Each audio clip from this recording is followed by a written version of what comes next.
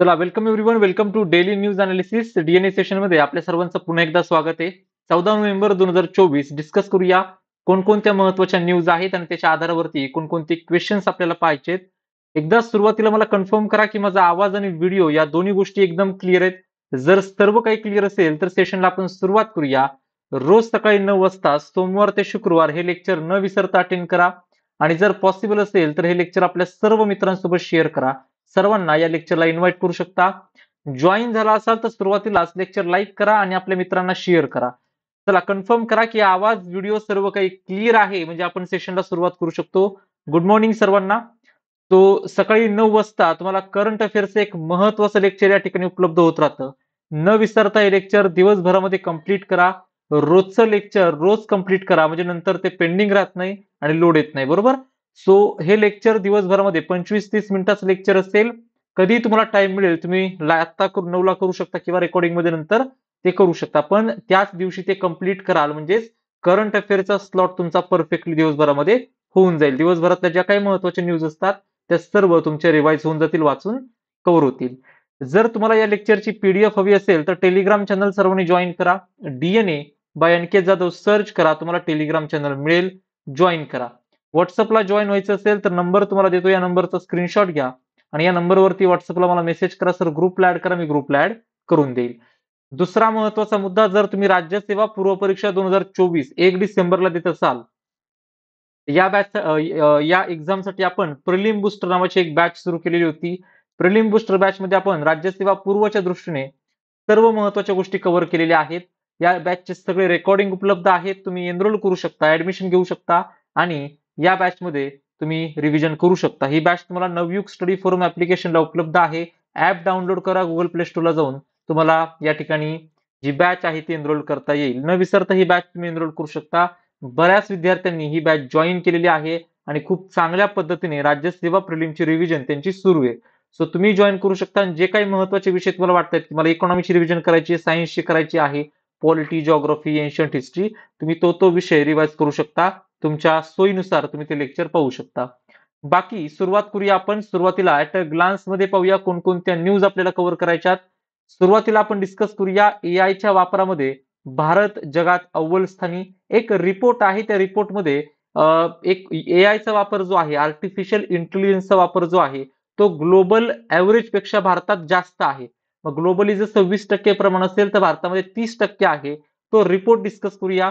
यानंतर COP29 आता सुरू आहे, आपल्या सर्वांना आयडिया असेल, बाकू अझरबैजानमध्ये ही 29वी पर्यावरणीय परिषद आता सुरू आहे.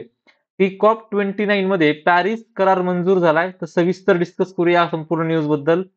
यानंतर अमेरिकेचे नवीन परराष्ट्र मंत्री, त्यासोबत जे मुख्य सल्लागार असतात, बरोबर, तर त्यांची देखील नियुक्ती आहेत. अमेरिकेतल्या 2-3 महत्वाच्या नियुक्त्या आपण पाहूयात.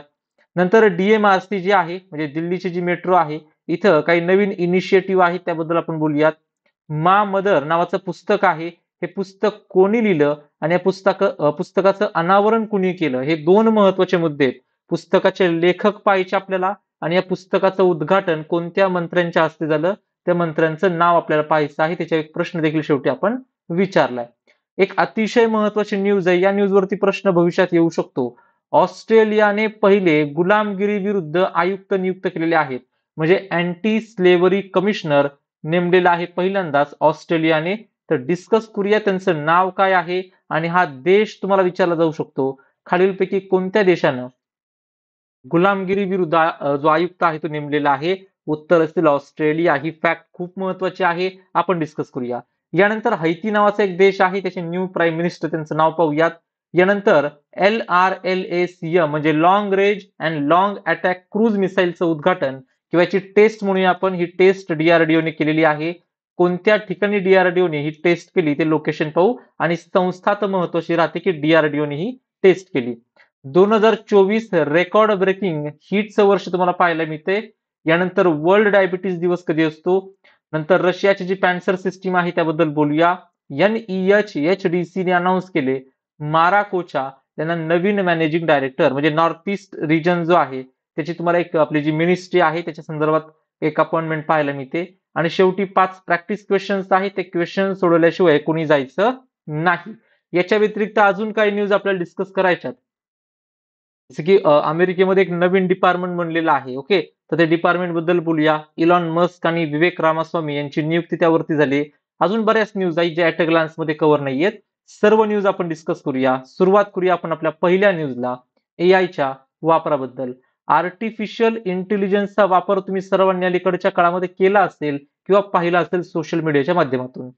तर आर्टिफिशियल इंटेलिजन्स स्वीकारण्यामध्ये भारत अग्रेसर आहे. कारण बोस्टन कन्सल्टिंग ग्रुप म्हणजे BCG यांच्या नवीन संशोधनानुसार 30% भारतीय कंपन्या ज्या आहेत त्या एआयचा वापर करतायत. जागतिक लेव्हलला ते प्रमाण 26% आहे. ओके. भारतामध्ये ज्या कंपनीज आहेत वेगवेगळ्या, त्या जवळपास 30% कंपन्या काय करतायत एआयचा वापर करता आहेत. ओके. आणि जागतिक लेव्हलला 26% प्रमाण पाहिलं मी तर म्हणजे भारत एआयच्या दृष्टीने किंवा एआय प्रिपेअर्डनेस आपण आपला पाहिला, हा खूप चांगल्या पद्धतीने आता सुरू आहे. आपण खूप लवकर एआयला अडॉप्ट केलंय आणि खूप कामांमध्ये आपण जो काही म्हणजे आपण म्हणतो की वापर एआयचा तो आता इम्प्लिमेंट करतो आहे. आता या लेक्चरमध्ये पण बघा हा जो फोटो आहे, हा पण एआय जनरेटेड फोटो आहे. ओके. ज्यावेळेस हा फोटो आपण घेत होतो एआयसाठी, तर हा पण आपण एआय कडूनच जनरेट करून घेतलाय. सो एआयचा वापर खूप छोट्या-छोट्या गोष्टींमध्ये आता व्हायला लागलाय आणि जे काही मोठे प्रोजेक्ट्स आहेत त्याच्यामध्ये पण एआय आता युजफुल ठरत आहे. सो एआय हळू-हळू आता एक प्रकारे एक पार्ट होऊन जाईल आपल्या संपूर्ण या जीवनाचा, बरोबर? आता बाकी इन्फॉर्मेशन तीच दिली बघा. एआयच्या अत्याधुनिक तंत्रज्ञानाचा कॉर्पोरेट कंपन्यांमध्ये 26% च्या जागतिक प्रमाणे, भारतामध्ये याचं प्रमाण 30% पर्यंत आहे. फिनटेक कंपन्या असतील म्हणजे आपण जे फोनपे, Google Pay ह्या ज्या कंपनीज आहेत फिनटेक त्या असतील, सॉफ्टवेअर आणि बँकिंग क्षेत्र असेल, इथं एआयचा वापर मोठ्या प्रमाणावरती होतोय, हे दिसून आलेलं आहे. त्यासोबत कंपनीमध्ये मुख्य कार्यकारी अधिकारी आणि सीईओ यांच्याकडून कंत्राटी पद्धतीद्वारे आणि प्रायोगिक तत्वावरती एआयचा वापर सुरू केलेला आहे. म्हणजे जे काही सीईओ आहेत कंपन्यांचे, ओके. त्यासोबत बाकीचे अधिकारी आहेत. तर यांच्याद्वारे एआयचा वापर आता मोठ्या प्रमाणावरती वाढवला जातोय. कारण एआयमध्ये जे काम करेल म्हणजे एआय जे काम करेल ते मॅन्युअली करायचं म्हटलं तर बराच टाईम लागेल. तर हे न करण्यास म्हणजे आपण हा जो वेळ वाचवतो आहे किंवा जो मॅन पॉवर आहे ती वाचवतो आहे. तर हे एआय इथं भरपूर युजफुल ठरतंय आणि कंपन्यांना काय होतं की एआयच्या वापरामुळं जे काही एम्प्लॉयी आहे ती पण खूप जास्त भरती करायची म्हणजे भरती करावी लागत नाहीत. एआय अनेक लोकांचं काम एकटाच करू शकतो, बरोबर? तर हा एक त्याचा म्हणजे दुष्परिणाम आहे म्हणू शकता, एक डिसएडव्हांटेज आहे असंही म्हणू शकता, जर जॉब्सचा विचार केला तर. यानंतर बाकी इन्फॉर्मेशन दिली बघा. आशिया, युरोप, उत्तर अमेरिकेतील 59 देशातील कंपन्यांचे सर्वेक्षण करून हा अहवाल तयार करण्यात आलाय. बाकी इन्फॉर्मेशन आहे. फक्त आता काय लक्षात ठेवा, भारत एआय मध्ये एक अग्रेसर देश आहे एआय वापरामध्ये. यानंतर COP29 म्हणजे COP29 पर्यावरणाची 29वी जागतिक परिषद ही पार पडते आहे आता बाकू या ठिकाणी. बाकू कुठं आहे? अझरबैजान. ही न्यूज आपण ऑलरेडी डिस्कस केली, लोकेशन पाठ केले कारण अत्यंत महत्वाचा पॉइंट काय असेल तर पहिला हाच आहे की COP29 चं लोकेशन काय आहे? तर लोकेशन आहे बाकू, अझरबैजान. या हवामान शिखर परिषदेमध्ये पहिल्या दिवशी जागतिक कार्बन उत्सर्जनाच्या नियंत्रणासाठी निश्चित केलेला पॅरिस करार आणि त्यातली जी मानकं आहेत त्याला स्वीकारण्यासाठी देशांनी मंजुरी दिलेली आहे. कारण आपण काही आता ग्लासगोची जी परिषद आहे ना COP26 त्या ठिकाणी टार्गेट ठेवलंय की भारत 2070 पर्यंत नेट झिरो अचीव्ह करणार आहे. Net zero emissions. बरोबर? त्याचसोबत आपण काय म्हटलं होतं 2030 पर्यंत जो काही इकॉनॉमीवरचा ताण आहे जे इमिशन्सचा तो 45% आपल्याला कमी करायचा आहे. तर ही जी पंचसूत्री आपण घोषित केली होती COP26 मध्ये ती वाचून घ्याल महत्वाची आहे. आणि पॅरिस कराराची जी मानकं आहेत ती इथं आपण स्वीकारतोय आता COP29 मध्ये. 2015 मध्ये पॅरिसमध्ये झालेल्या परिषदेमध्ये कार्बन उत्सर्जनाच्या संदर्भात एक विशेष म्हणजे करार केला होता. या करारावरनं बराच वाद झाला होता. अमेरिकेचा त्यामध्ये भरपूर तुम्हाला रोल पाहायला मिळतो. तर इथं काय केलंय बघा, की विकसनशील देशांनी याचा विरोध केला होता आणि कार्बन उत्सर्जन नियंत्रणासाठी विविध देशांच्या प्रयत्नांची दखल घेत कार्बन क्रेडिट प्रदान करण्याच्या प्रक्रियेवरनं हे वाद होते. ओके. कारण कार्बन क्रेडिट काय बघा, की एखादा देश खरंच खूप चांगली कामगिरी करतो आहे इमिशन रोखण्यामध्ये, उत्सर्जन रोखण्यामध्ये, तर तो एक प्रकारे इकॉनॉमिकली म्हणा किंवा आधुनिकीकरणाच्या थोडासा मागे जातोय. काय होतं, की ज्यावेळेस तुम्ही कार्बन उत्सर्जन कमी करायचं म्हणता, त्यावेळेस तुम्हाला कुठेतरी इंडस्ट्रीला डिमोटिव्हेट करावं लागतं किंवा इंडस्ट्रीला तुम्हाला काय करावं लागतं, थोडं कमी करावं लागतं. मग त्यामुळे काय होतं, की विकास तेवढ्या वेगाने होत नाही. मग हे देश काय म्हणतात, की आम्ही काय करतोय, आमच्या देशाचा विकास थांबवतोय, आम्ही आमच्या देशाची डेव्हलपमेंट थांबवतोय, का तर कार्बन उत्सर्जन नाही व्हावं जास्त म्हणून. किंवा आम्ही वेगळ्या मेथड्स यूज करतोय. पण त्याच्याच तुलनेमध्ये काही देश आहेत, ते देश काय करतायत, की या सगळ्याचा विचार न करता खूप जास्त कार्बन उत्सर्जन करत आहेत, बरोबर? तर म्हणजे ऑलरेडी कार्बन रोखत आहेत, कार्बन उत्सर्जन रोखत आहेत. त्यांना काहीतरी मोटिव्हेशन पाहिजे. त्यांना कार्बन क्रेडिट नावाची संकल्पना पाहायला मिळते. मग ते काय करू शकतात, की तुमच्या समजा एक देश आहे. या देशाने भरपूर इमिशन्स रोखलेले आहेत. त्यांच्याकडे एक पर्टिक्युलर अमाउंटचे कार्बन क्रेडिट आहे. ते सेल करू शकतात अशा देशाला जे टार्गेट अचीव्ह करू शकत नाहीयेत. मग जर टार्गेट अचीव्ह न करणारा देश काहीतरी त्यांच्याकडून विकत घेत असेल किंवा काहीतरी बदल्यामध्ये देत असेल त्या एन्व्हायरमेंटच्या दृष्टीने, तर तो एक जो व्यवहार आहे आपल्या एन्व्हायरमेंट मधला, तो एक कार्बन क्रेडिटचा महत्वाचा राहतो. हे कार्बन क्रेडिट सेल केले जातात ज्यांना हे टार्गेट्स अचीव्ह होत नाहीत त्या देशांना, बरोबर? तर हा एक महत्वाचा मुद्दा यामध्ये आपल्याला समजतो. तर सर्वांनी लक्षात ठेवा, COP29 बाकूमध्ये होते आहे आणि आता इथं पॅरिस करार जो आहे 2015चा, याची मानकं स्वीकारली जात आहेत. यानंतर भारत समर्थक रुबियो अमेरिकेचे परराष्ट्र मंत्री, तर वॉल्टर्स राष्ट्रीय सुरक्षा सल्लागार. बघा, दोन महत्वाच्या नियुक्त्या आहेत. आता रिसेंटली तुम्हाला आयडिया असेल की अमेरिकेमध्ये इलेक्शन्स पार पडले आणि या ठिकाणी डोनाल्ड ट्रम्प हे जिंकलेले आहेत, ते राष्ट्राध्यक्ष बनतील आता. तर यांनी काय केलं बघा, मार्को रुबियो हे जे आहेत यांची मिनिस्टर ऑफ एक्सटर्नल अफेअर्स म्हणजे परराष्ट्र मंत्री म्हणून, तर हाऊस ऑफ रिप्रेझेंटेटिव्ह मध्ये 3 वेळा निवडून आलेले माईक वॉल्टर्स यांची राष्ट्रीय सुरक्षा सल्लागार, नॅशनल सिक्युरिटी ऍडवायझर म्हणून नियुक्ती केलेली आहे. आणि यातले जे रुबियो आहेत, मार्को रुबियो, हे भारताच्या बाजूने त्यांची अनेक स्टेटमेंट्स आहेत, भारताच्या बाजूने त्यांचा स्टँड आहे. त्यामुळे भारतासाठी ही एक चांगली गोष्ट आहे जर आपण जिओ पॉलिटिक्सचा विचार केला तर. तर हा एक मुद्दा लक्षात ठेवा की दोन महत्वाच्या नियुक्ती आहेत. मार्को रुबियो हे अमेरिकेचे परराष्ट्र मंत्री असतील डोनाल्ड ट्रम्प यांच्या काळामध्ये, आणि माईक वॉल्टर्स हे नॅशनल सिक्युरिटी ऍडवायझर म्हणजे राष्ट्रीय सुरक्षा सल्लागार असतील. हे पॉइंट्स दिलेले आहेत, एकदा नाव वाचून घ्या. असे एक पॉइंट आपण नंतर एक पाहणार आहे अमेरिकेच्या संदर्भात, त्यावेळेस पण गोष्टी येऊन जातील. ओके, हे दोन नावं लक्षात ठेवा, कमेंट करू शकता, मार्को रुबियो आणि दुसरं नाव जे आहे ते माईक वॉल्टर्स.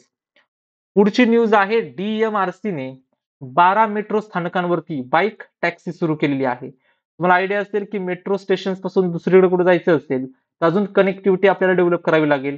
समजा एअरपोर्ट आहे, आता एअरपोर्टला दिल्लीमध्ये काय केलंय, मेट्रोने कनेक्ट केलेलं आहे. त्यामुळे कनेक्टिव्हिटी खूप चांगली झालेली आहे की तुम्ही एअरपोर्टवरती उतरला तर मेट्रोने दिल्ली शहरामध्ये कुठेही जाऊ शकता. तुम्हाला जो बाहेर एअरपोर्ट आहे दिल्लीच्या, तिथून तुम्हाला बाकी म्हणजे जास्त प्रॉब्लेम येणार नाही सिटीमध्ये जायला. आता मेट्रोने तुम्ही पुढे आला तर तिथून तुम्हाला अजून काही अजून जास्त आतमधल्या एरियामध्ये जायचं असेल कुठं, तर बाईक टॅक्सी सुविधा हवी, बरोबर? मोठ्या गाड्या समजा जास्त वेळ लावतील किंवा ट्रॅफिकचा वगैरे प्रॉब्लेम आहे. ही कनेक्टिव्हिटी वाढवण्यासाठी बाईक टॅक्सी सेवा सुरू केलेली आहे डीएमआरसीने, म्हणजेच दिल्ली मेट्रो रेल कॉर्पोरेशनने. तर बघा, डीएमआरसीने शेवटच्या मैलाची कनेक्टिव्हिटी सुधारण्यासाठी 12 मेट्रो स्थानकांवरती बाईक टॅक्सी सेवा सुरू केली. हे लक्षात ठेवा, कोणत्या मेट्रो कॉर्पोरेशनने, तर दिल्ली मेट्रो रेल कॉर्पोरेशनने ही बाईक टॅक्सी सेवा सुरू केलेली आपल्याला पाहायला मिळते. खाली नाव वगैरे दिलेलं आहे, पाठ करायचं नाही, जस्ट वाचाल. यानंतर एक पुस्तक आहे, सर्वांनी कमेंट करायचंय. पुस्तकाचं नाव आहे मा मदर. ओके, हे जे पुस्तक आहे ते पुस्तक आहे देवेंद्र कुमार घोडावत यांचं. यांनी ते पुस्तक लिहिलंय आणि याला जे लॉन्च केलं किंवा याचं अनावरण जे केलं, पुस्तकाचं प्रकाशन करण्यात आलं, ते कोणाच्या हस्ते, केंद्रीय कायदा व न्याय मंत्री अर्जुन राम मेघवाल यांच्या हस्ते नवी दिल्लीमध्ये मा मदर या पुस्तकाचं प्रकाशन करण्यात आलं. यावेळेस केरळचे राज्यपाल आरिफ मोहम्मद खान आणि पश्चिम बंगालचे राज्यपाल डी.सी.व्ही. आनंद बोस हे देखील उपस्थित होते. पुस्तक कोणाचं आहे, देवेंद्र कुमार घोडावत, आणि कोणाच्या हस्ते याला अनावरण केलेलं आहे किंवा प्रकाशन केलेलं आहे, तर ते नाव आहे अर्जुन राम मेघवाल. हे नाव सर्वांनी कमेंट करा म्हणजे पुढे जाऊयात.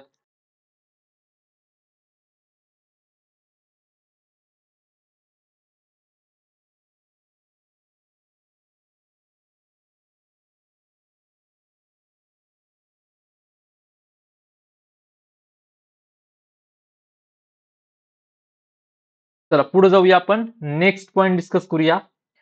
ही न्यूज तुम्हाला परीक्षेमध्ये विचारली जाऊ शकते. या न्यूजला एकदम 2-3 स्टार लावून ठेवा, कारण अत्यंत महत्वाची न्यूज आहे. ऑस्ट्रेलियाने नियुक्त केलेले आहेत पहिले गुलामगिरी विरुद्ध आयुक्त, म्हणजे अँटी स्लेव्हरी कमिशनर अपॉइंट करणारा देश कोणता, तर ऑस्ट्रेलिया. कमेंट करा सर्वांनी, ऑस्ट्रेलिया गुलामगिरी विरोधी आयुक्त. ओके. ऑस्ट्रेलियाने माजी सिनेटर आणि मानवाधिकार अधिकारी ख्रिस इवान्स नाव माहित राहू द्या. त्यांची देशातील पहिले गुलामगिरी विरोधी आयुक्त म्हणून नियुक्ती केलेली आहे. हा मुद्दा अत्यंत महत्वाचा आहे, लक्षात ठेवा. ओके. ही फॅक्ट पाठ कराल. इथून पुढच्या एक्झाम्स मध्ये ज्या वेळेस एक्झाम जवळ येतील तुम्ही रिव्हिजन कराल करंटची. हा पॉइंट तुमच्या चर्चेमध्ये असणारच आहे. हा पॉइंट तुमच्या इम्पॉर्टंट मुद्द्यांमध्ये असणारच आहे. तर ऑस्ट्रेलियाने पहिले गुलामगिरी विरोधी आयुक्त नेमलेले आहेत. नाव आहे ख्रिस इवान्स. बाकी इन्फॉर्मेशन जस्ट वाचा. ऍज सच कोणता प्रश्न तयार होत नाही. पण पहिलं वाक्य हे आपल्याला माहितीच पाहिजे. जर देश विचारला तर ऑस्ट्रेलिया. देशावरती प्रश्न येईल व्यक्तीच्या नावापेक्षा. आंतरराष्ट्रीय लेवलला ज्यावेळेस एखादी अशी घडामोड घडते, देश विचारला जाईल सर्वात पहिले. नाव विचारलं तर खूप कठीण प्रश्न आहे हा नाव विचारल्यानंतर. पण शक्यतो नाव त्या व्यक्तीचं विचारत नाहीत. जर ते बाहेरचं असेल तर देश विचारतील की असा कोणता देश आहे, तर ऑस्ट्रेलिया. ओके, चला पुढे जाऊयात. हैतीचे नवीन प्राईम मिनिस्टर. नाव थोडं अवघड आहे पण टेन्शन घ्यायचं नाही. फक्त ॲलिक्स लक्षात ठेवा. ॲलिक्स डिडियर फिल्स आयमे. ओके, तर ॲलिस डिडियर फिल्स आयमे हे जे आहेत हे हैतीचे नवीन पंतप्रधान असणार आहेत. नाव विचारतील का? नाही. त्या व्यक्तीचं नाव नाही विचारणार. प्रश्न येईल ते टाईप करून देतील. ॲलिक्स डिडियर फिल्स आयमे हे कोणत्या देशाचे पंतप्रधान बनले? तर देश सांगता आला पाहिजे. अगेन सांगतो, देश महत्वाचे. हैती या देशाचे पंतप्रधान असतील ॲलिक्स डिडियर फिल्स आयमे. ओके, तर एवढा एक पॉइंट लक्षात ठेवाल. हैती देश सांगता आला पाहिजे. त्या व्यक्तीचं नाव पाठ करायच्या मागे जाऊ नका. फक्त एक नाव लक्षात ठेवायला, हैतीचे हे पीएम आहेत. यानंतर डीआरडीओ. सर्वांना डीआरडीओ माहिती आहे. अत्यंत महत्वाची संघटना आहे. अत्यंत महत्वाची संस्था आहे. तर 12 नोव्हेंबर रोजी संरक्षण संशोधन आणि विकास संघटना म्हणजेच डीआरडीओने ओडिसा मधला जो चांदीपूर किनारा आहे किंवा चांदीपूर रेंज आहे या ठिकाणी 1000 किलोमीटर पल्ल्याची लांब पल्ल्याच्या लँड अटॅक क्रूज क्षेपणास्त्र म्हणजेच long range land attack cruise missile याचं पहिली यशस्वी चाचणी केलेली आहे. दोन मुद्दे महत्वाचे. जर प्रश्न आला long range land attack cruise मिसाईलचं टेस्ट कोणी केली, संस्था विचारली तर डीआरडीओ. लोकेशन विचारलं तर ओडिसा चांदीपूर. हे दोनच मुद्दे या ठिकाणी तयार होतात प्रश्नामध्ये. कारण इथं तुम्हाला स्टेट मध्ये कन्फ्युजन केलं जाऊ शकतं की ओडिसा आहे, आंध्र प्रदेश आहे, तमिळनाडू आहे का राजस्थान आहे. कारण या राज्यांमध्ये आपण मेजरली फायर टेस्टिंग रेंज पाहतो. तर ते कन्फ्युज होऊ शकतं आपल्या. काही वेळेस काय होतं की पोखरणमध्ये अनेक गोष्टी आपण लॉन्च करतो, बरोबर. तिथं टेस्ट घेत असतो अनेक गोष्टींची. त्यामुळे कन्फ्युजन होऊ शकतं. तो कन्फ्युज होऊ नका. चांदीपूर हा किनारा जो अत्यंत महत्वाचा आहे. आता अलीकडे बऱ्याच टेस्ट आपण इथे घेतलेल्या आहेत. लास्ट इयर मध्ये तुम्हाला आठवत असेल आपण मिशन दिव्यास्त्र केलं होतं, आठवतं का? फेब्रुवारी महिन्यात मिशन दिव्यास्त्र अग्नी 5 मिसाईलचं ते पण इथंच केलं होतं आपण. इथंच चाचणी घेतली होती चांदीपूरमध्ये. ओके, तो एक मुद्दा लक्षात राहू द्या. डीआरडीओ आणि ओडिसा. 2024 रेकॉर्ड ब्रेकिंग हीट वर्ष आहे आतापर्यंत असा इशारा WHO ने दिला. ओके, सॉरी, WMO ने दिलेला आहे. जागतिक हवामान संघटना यांनी हवामान बदलावर रेड अलर्ट जारी केला असून 2024 हे सर्वात उष्ण वर्ष ठरेल असा अंदाज त्यांनी किंवा असा इशारा त्यांनी दिलेला आहे. नंतर आपण डिस्कस करू की खरंच 2024 हे हॉटेस्ट इयर होतं का 2023 होतं. कारण सेम अशी न्यूज मागच्या वर्षीही चर्चेमध्ये होती की 2023 हे आतापर्यंत सर्वात उष्ण वर्ष आहे. हे न्यूज आपण वाचली करंटमध्ये. पण 2023 झालं की लगेच 2024 पण त्याच मार्गावरती आहे किंवा त्याच्यापेक्षाही पुढे चाललंय. तर असं काही आलं तर आपण हे नंतर परत एक न्यूज येऊन जाईल त्यावेळेस कव्हर करूया. आता जस्ट आयडिया देऊन ठेवली की असं होऊ शकतं. ओके, 2024 बद्दल. यानंतर वर्ल्ड डायबिटीज डे कधी असतो? वर्ल्ड डायबिटीज डे दरवर्षी 14 नोव्हेंबर हा दिवस आपण जागतिक मधुमेह दिन म्हणून पाहत असतो किंवा पाळत असतो. बघा, मधुमेह म्हणजेच डायबिटीस, दोन प्रकारचा डायबिटीस पाहतो आपण. एक डायबिटीस मेलाटस, ओके, आणि एक डायबिटीस इन्सिपिडस. डायबिटीस मेलाटस जो आहे तो प्रॉपर कशा संदर्भातला आहे? शुगर लेवल जी आहे ब्लड मधली त्याच्याबद्दल आहे. त्यात पण प्रकारे डायबिटीस ए आणि बी वाचाल सायन्समध्ये. पण डायबिटीस इन्सिपिडस जो आहे तो शुगर संदर्भातला नाहीये. तो आहे जर एडीएच हार्मोन कमी पडलं, ओके, अँटी डायुरेटिक हार्मोन म्हणजे एडीएच हार्मोन कमी पडलं तर शरीरामध्ये पाण्याचं ऍब्सॉर्प्शन होत नाही आणि खूप जास्त तहान लागते, खूप जास्त जी वॉशरूम आहे ओके त्याला होते. तर एडीएच हार्मोनचं जर कमी म्हणजे कमतरता भासली तर जे पाण्याचं प्रमाण आहे ते कमी होऊन जाईल शरीरातलं. कारण हे हार्मोन काय करतं की पाणी शोषून घेण्याचं मेजरली काम करतं आपल्या किडनीमध्ये. ओके, जे काही परत सिक्रेशन आहे ओके किंवा रिॲब्सॉर्प्शन आहे त्या प्रोसेसमध्ये. तर एडीएच हार्मोन बद्दल कोणता डायबिटीस आहे? Diabetes insipidus. हे लक्षात राहू द्या, सायन्स मधला हा एक महत्वाचा मुद्दा आहे. दोन प्रकारचे डायबिटीस आहेत, डायबिटीस मेलाटस आणि डायबिटीस इन्सिपिडस. डायबिटीस मेलाटस जो आहे तो शुगर बद्दल आहे, जो आता मधुमेह आपण पाहतोय तो. पण डायबिटीस इन्सिपिडस जो असतो तो एडीएच हार्मोनच्या संदर्भात असतो. सायन्समध्ये रीड करा आणि या लेक्चरवरती कमेंट करा आज. ओके, की डायबिटीस मेलाटसचे दोन प्रकार कोणते आणि इन्सिपिडसला परत एकदा रिवाइज करा आणि कमेंट करा. यानंतर ईशान्य प्रदेश विकास मंत्रालयाअंतर्गत सार्वजनिक क्षेत्रातील उपक्रम असलेल्या ईशान्य हस्तकला आणि हातमाग विकास महामंडळ, ओके, हे जे महामंडळ ईशान्य हस्तकलेचं, याचे पुढील व्यवस्थापकीय संचालक म्हणून मारा कोचो यांची नियुक्तीची शिफारस करण्यात आलेली आहे. हा मुद्दा लक्षात ठेवा, इम्पॉर्टंट आहे. ओके, ईशान्य हस्तकला आणि हातमाग विकास मंडळ, ओके, महामंडळ, याचे नवीन मॅनेजिंग डायरेक्टर असतील मारा कोचो. जस्ट वन लाईनर अपॉइंटमेंट आहे, फॅक्ट आहे, वाचा. यानंतर C-295, तर त्या दिवशीच पहिला आपण, ओके, एक करार केलाय भारत स्पेनने, त्या संदर्भात असे बघा.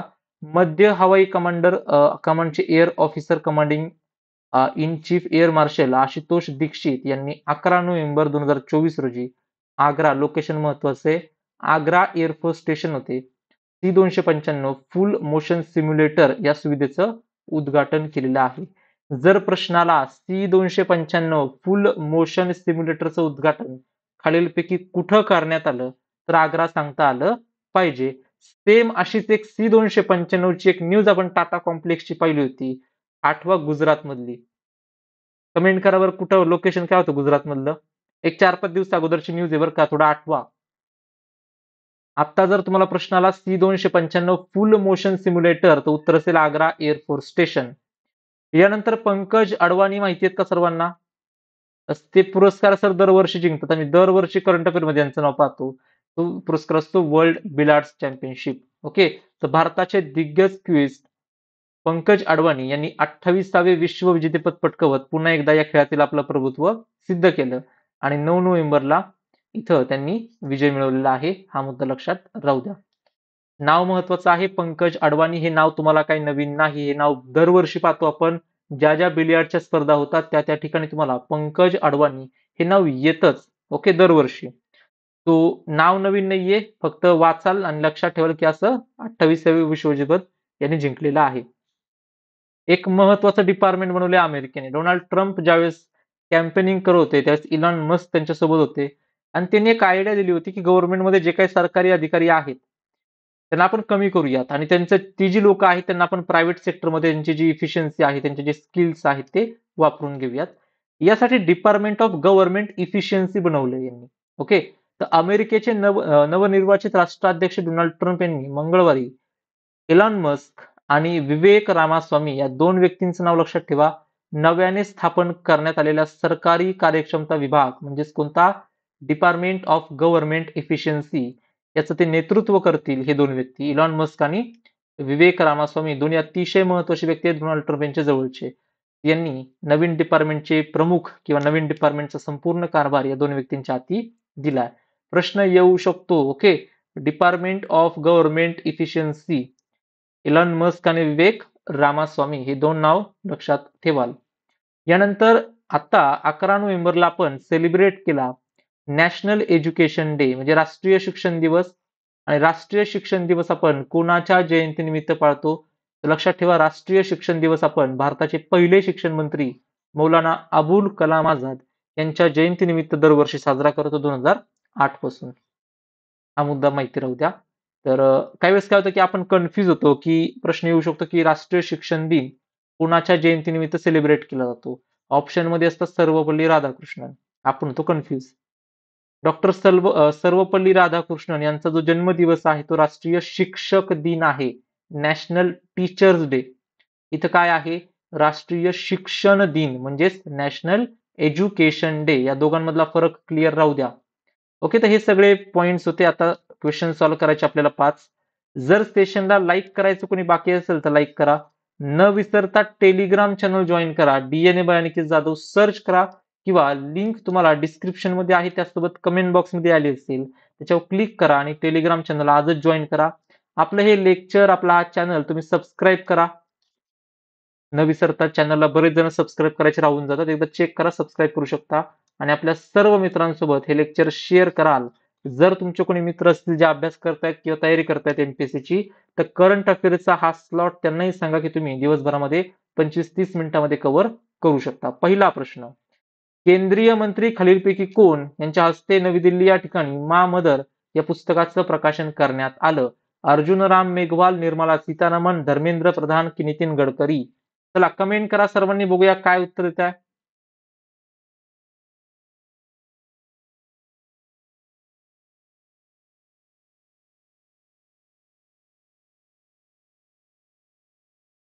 पर्याय क्रमांक 1 आपण डिस्कस केले, अर्जुन राम मेघवाल. ओके, यांच्या हस्ते मा मदर हे पुस्तक अनावरण झालं किंवा प्रकाशित झालं.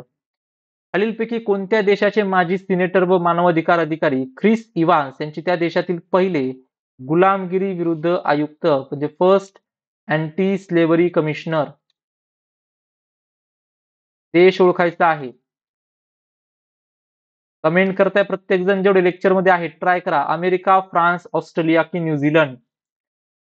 बघा आपण डिस्कस केलं होतं की हे जे आहेत ना ख्रिस इव्हान्स, हे ऑस्ट्रेलियाचे पहिले गुलामगिरी विरुद्ध आयुक्त आहेत, म्हणजे अँटी स्लेव्हरी कमिशनर आहेत. ॲलिक्स डिडियर फिल्ड्स आयमे म्हणलं होतं नाव देतील किंवा दिलं जाईल आणि देश विचारतील, तसाच हा प्रश्न आहे. खालीलपैकी कोणत्या देशाचे पंतप्रधान म्हणून शपथ घेतलेली आहे? गिनी, हैती, इजिप्त का कॅमेरून? चला द्या उत्तर. ॲलिक्स डिडियर फिल्ड्स आयमे आपण पाहिलं होतं सर. हैती देशाचे तुम्हाला हे पंतप्रधान पाहायला मिळत आहेत. नेक्स्ट, खालीलपैकी कोणत्या संस्थेने ओडिसाच्या किनाऱ्यावरती सांदीपूर या ठिकाणी LRLACM म्हणजेच लॉंग रेंज जे आपण लँड अटॅक क्रूज मिसाईल आहे असं पहिली चाचणी यशस्वीरित्या पार पाडली? HAL, इस्रो, DRDO की IIT मद्रास? डिस्कस केले आपण, ओडिसामध्ये चांदीपूर या ठिकाणी long range land attack area land attack cruise missile जे आहे ते DRDO ने लॉन्च केलेलं आहे. ओके, किंवा DRDO ने ही चाचणी घेतली. लास्ट क्वेश्चन, अमेरिकेचे नवनिर्वाचित राष्ट्राध्यक्ष डोनाल्ड ट्रम्प यांनी खालीलपैकी कोणाची नव्याने स्थापन करण्यात आलेल्या सरकारी कार्यक्षमता विभाग डिपार्टमेंट ऑफ गव्हर्नमेंट इफिशियन्सी याचे नेतृत्व म्हणून कोणत्या 2 व्यक्तींची नियुक्ती केलेली आहे? ऑप्शन समोर आहेत, सोडवा, इलिमिनेट करा. असं रिकामल्या हॅरिस काय आल्या, इथं हारल्या त्यांच्या विरुद्ध, हे इलिमिनेट करा. अँटनी ब्लिंकन त्यांचेच आहेत. ओके, पर्याय क्रमांक 1 एलन मस्क आणि विवेक रामास्वामी हे 2 उत्तर असतील जर तुम्हाला डिपार्टमेंट ऑफ गव्हर्नमेंट इफिशियन्सी विचारलं तर. तर हे सगळे क्वेश्चन्स आज आपल्याला डिस्कस करायचे होते. अनेक न्यूज आपण आज कव्हर केल्या. जर लेक्चरला उशीर आला असाल तर लेक्चर रेकॉर्डिंग मध्ये पाहाल. जर लाईक करायचं कोणी बाकी असेल तर एकदा चेक करा. बरेच विद्यार्थी राहिलेले असतात, लाईक करू शकता, 1-2 सेकंदाचं काम आहे. आपल्या सर्व मित्रांना हे लेक्चर शेअर करा आणि जर व्हॉट्सअपला जॉईन व्हायचं असेल तर या नंबरचा स्क्रीनशॉट घ्या आणि मला मेसेज करा. जर तुम्ही राज्यसेवा पूर्व परीक्षा देत असाल, ही बघा इम्पॉर्टंट गोष्ट आहे, सर्वांनी लक्ष द्याल. राज्यसेवा पूर्व परीक्षा 1 डिसेंबरला देत असाल तर प्रिलिम बुस्टर बॅच आपण लॉन्च केली होती. Prelim booster batch almost complete झाली आता. जर तुम्हाला यातले सिलेक्टिव्ह काही लेक्चर करायचे असतील तर तुम्ही एनरोल करू शकता. ऍडमिशन अजून पण ओपन आहेत. Navyug study forum application download करा, बॅच तुम्हाला मिळेल आणि 1 डिसेंबरच्या परीक्षेमध्ये तुम्हाला फायदा या बॅचचा नक्की होईल एवढा आहे. ओके, बरेच विद्यार्थी यामध्ये आहेत, पण जर तुम्ही नसाल तर एनरोल करू शकता आणि रिव्हिजन खूप चांगल्या पद्धतीने प्रिलिम्स ओरिएंटेड, एक्झाम ओरिएंटेड करू शकता. बाकी ऍप डाउनलोड करा, नवयुग स्टडी फोरम ऍप तुम्हाला मिळून जाईल. ओके, चला आपण भेटूया नेक्स्ट लेक्चर मध्ये. लास्ट कोणी राहिलं असेल लाईक करण्यामध्ये, लाईक करू शकता. Thank you everyone for joining this session. Have a nice day head. Thank you.